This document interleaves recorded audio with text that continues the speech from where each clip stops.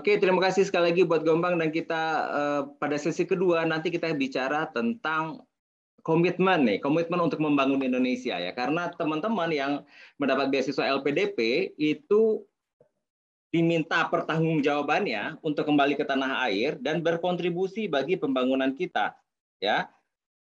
Nah, pada kesempatan kali ini speaker kita yang kedua adalah alumni LPDP. Kita bicara minta ilmu sharingnya dari alumni LPDP. Ada Media Wahyudi Askar. Media bisa monitor. Oke, iya. Tes cek Media. Halo, boleh cek ya. Oke, ya, siap. Oke.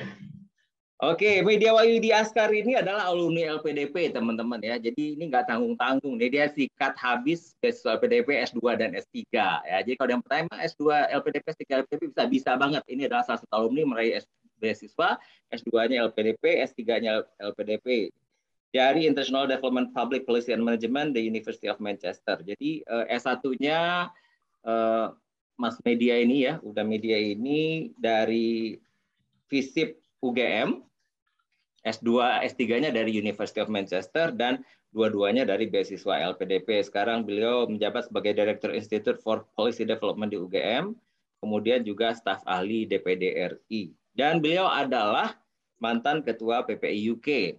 Ya.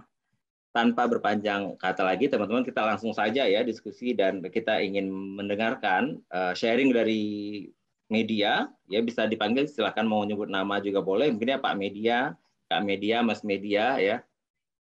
Langsung saja silakan Media Wahyudi Askar. Baik, terima kasih.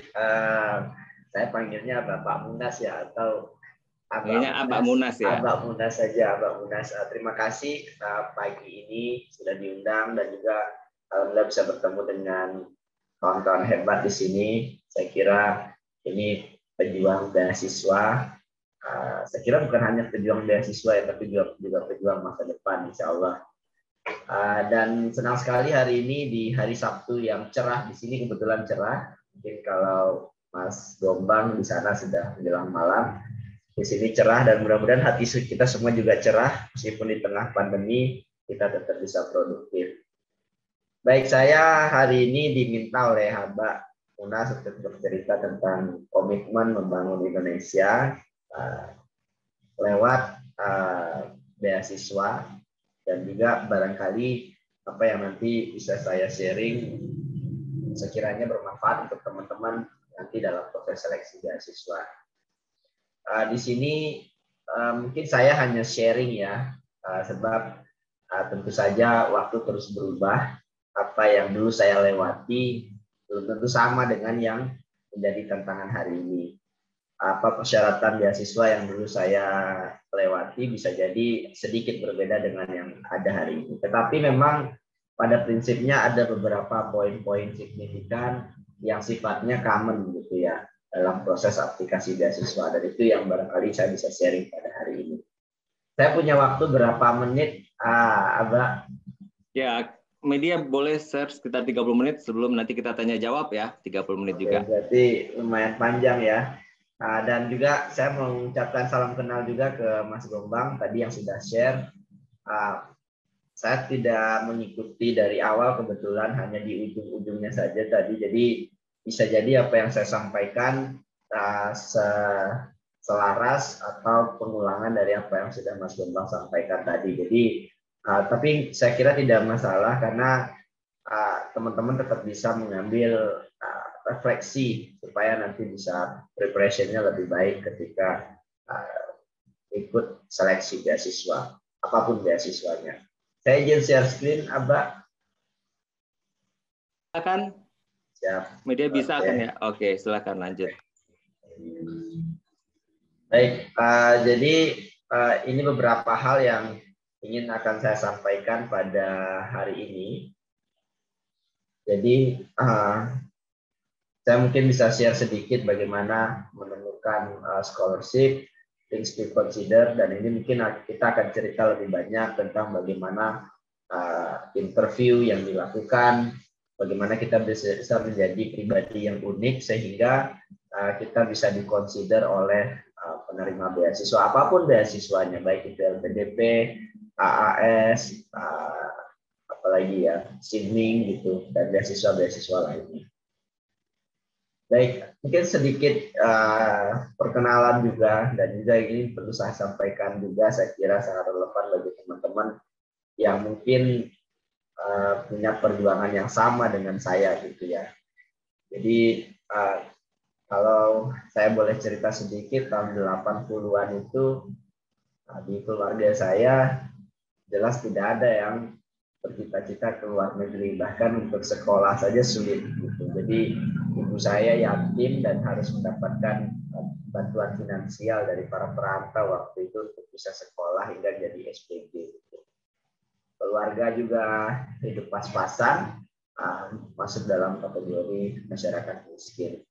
Hingga kemudian ibu saya bisa lolos sekolah guru, hingga kemudian menjadi guru. Sehingga beruntungnya memang saya dididik oleh tangan seorang guru. Kayak gitu. Saya asalnya dari Sumatera Barat, sama dengan Abah Munas. Kemudian saya lanjut ke UGM. Ini mungkin perlu saya sampaikan juga sebagai bagian dari proses perjalanan kenapa sampai bisa berkesempatan ikut seleksi beasiswa LPDP. 2008 saya kuliah di UGM, waktu itu jelas masih alay, dan 2010 saya berkesempatan untuk berangkat ke Papua, waktu itu termasuk KKN yang menginisiasi KKN pertama di Papua di antara KKN-KKN lainnya. 2010-2012 saya lulus.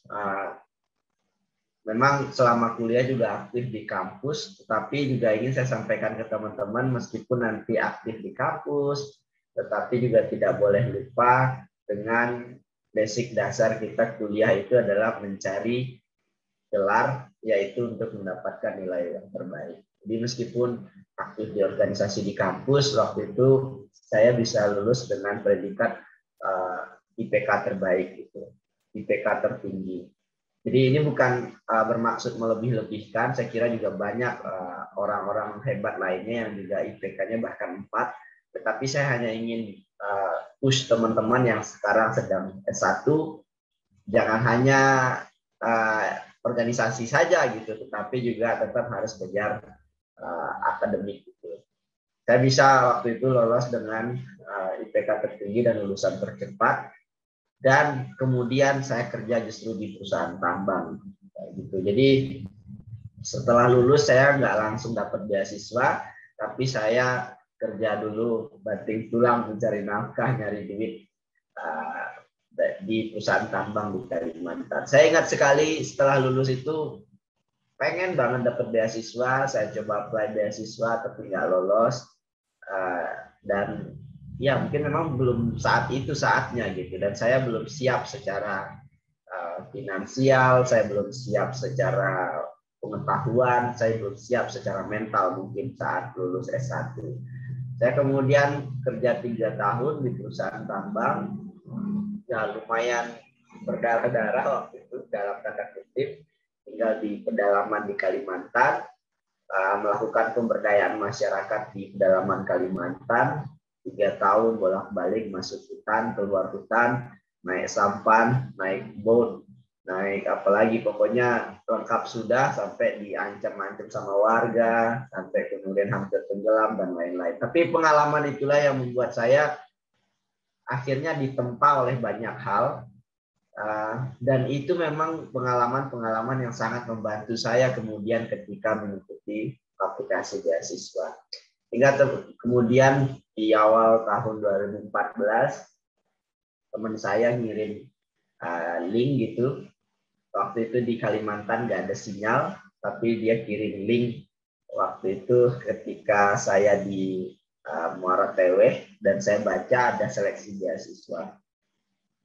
2014 seleksi beasiswa, tapi sebetulnya sejak 2013 itu saya sudah coba improve bahasa Inggris saya, karena itu salah satu barrier yang saya harus hadapi, karena besar lahir di daerah pedesaan, mungkin bisa dibilang kampung gitu ya, dengan mohon maaf guru bahasa Inggris pun yang kadang-kala memang belum bisa berbahasa Inggris gitu.